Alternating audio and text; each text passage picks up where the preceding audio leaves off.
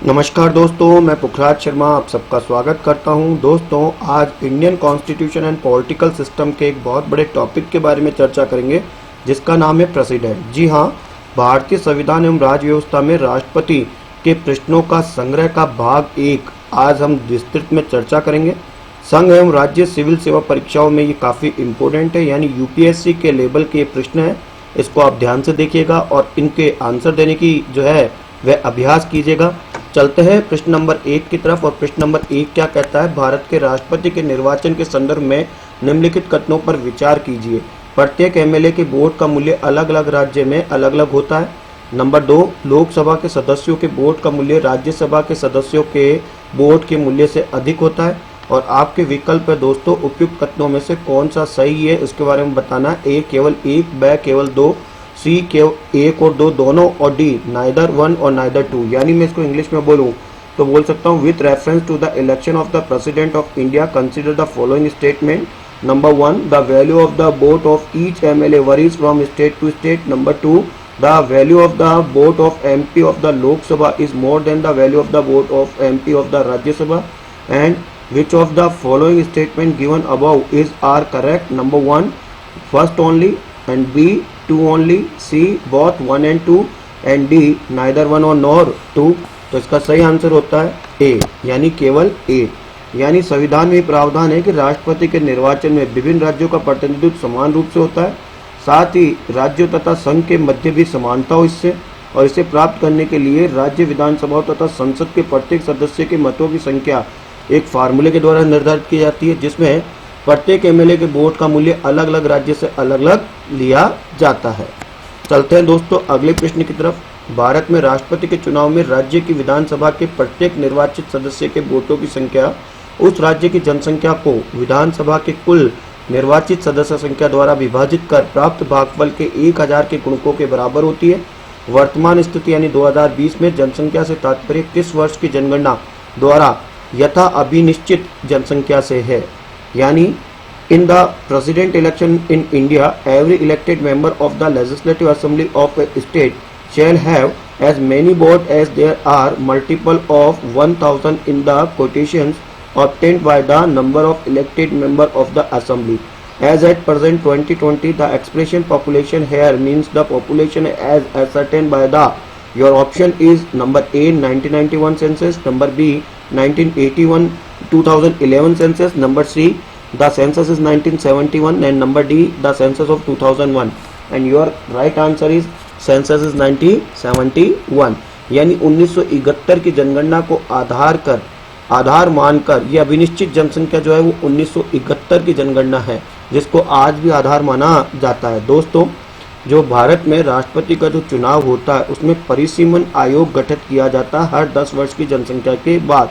अब तक परिसीमन आयोग 4 गठन हो चुके हैं। 1952 में सबसे पहले परिसीमन आयोग का गठन हुआ था, उसके बाद 1963 में, 1973 में, और जो लास्ट हुआ वो 2002 में।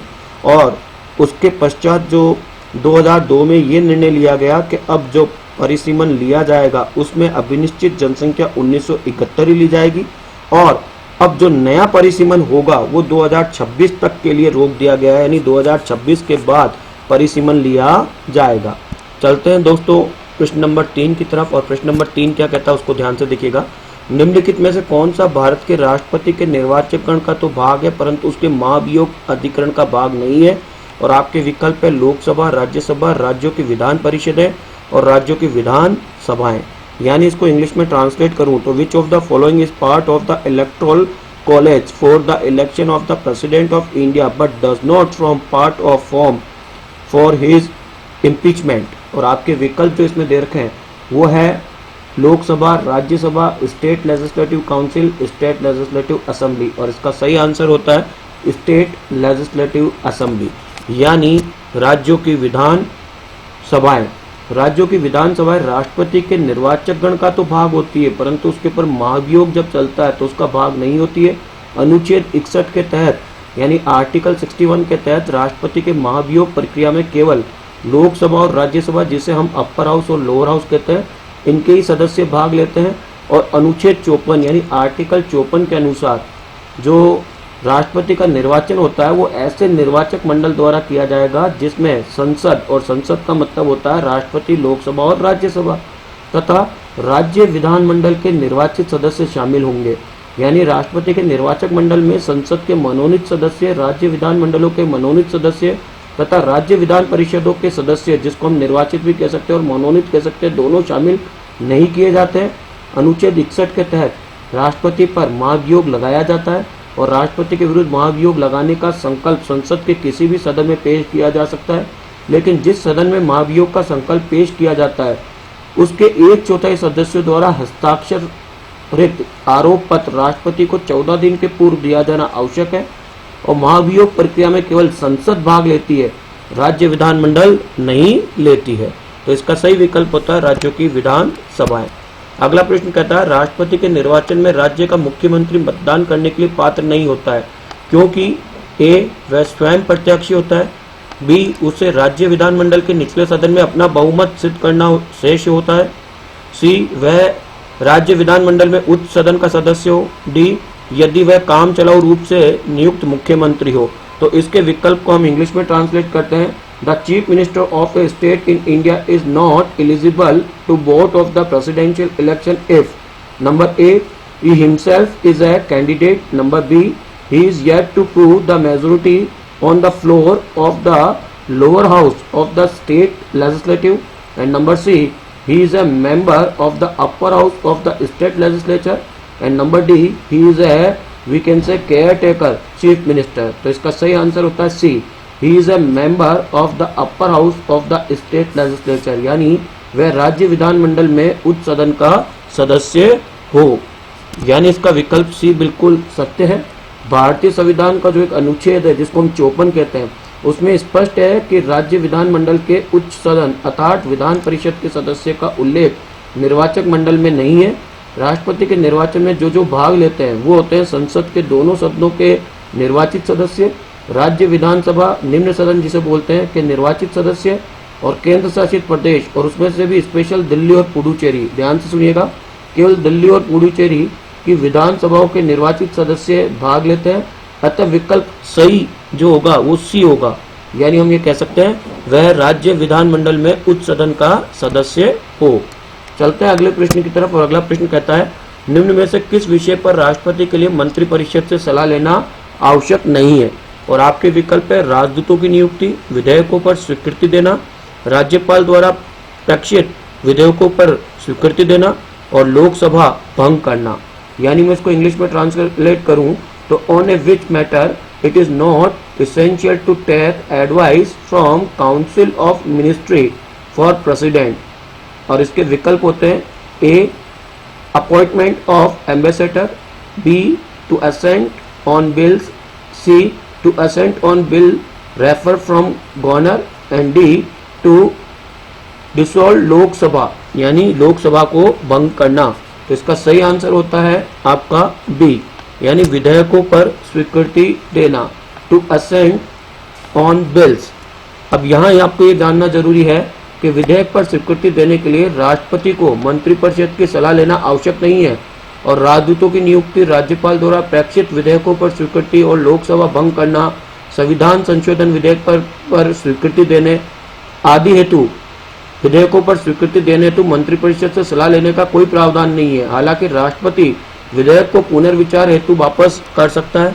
तो इसका सही विकल्प होता है विधेयकों पर स्वीकृति देना। अगला प्रश्न जो है वो ये कहता है निम्न में से किस राष्ट्रपति ने एक शक्ति का प्रयोग किया था जिसे संवैधानिक जो शब्दावली है यानी जिसको हम कॉन्स्टिट्यूशन डिक्शनरी है उसके अंदर हम जेबी निषेधाधिकार के नाम से जानते हैं। तो और आपके विकल्प है डॉक्टर राजेंद्र प्रसाद, वीवी गिरी, ज्ञानी जेल सिंह, डॉक्टर एपीजे अब्दुल कलाम। यानी मैं इसको ट्रांसलेट करूं तो ये होता है which of the following president has exercise a power which is called the pocket veto. और पॉकेट वीटो को बोलते हैं हिंदी में जेवी निषेधाधिकार। In constitution we can say terminology. Your option is A doctor Rajendra Prasad, B VV Giri, C Giani Zail Singh, D doctor APJ Abdul Kalam. And your right answer is ज्ञानी जेल सिंह, सी।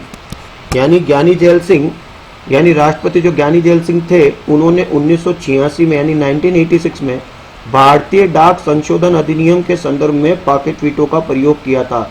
और विधायकों के संबंध में राष्ट्रपति का 3 प्रकार की वीटो शक्तियां दी गई है। एक दे रखी है आपकी अत्यंतिक वीटो, निलंबनकारी वीटो और जेबी पॉकेट वीटो जिसे बोलते हैं।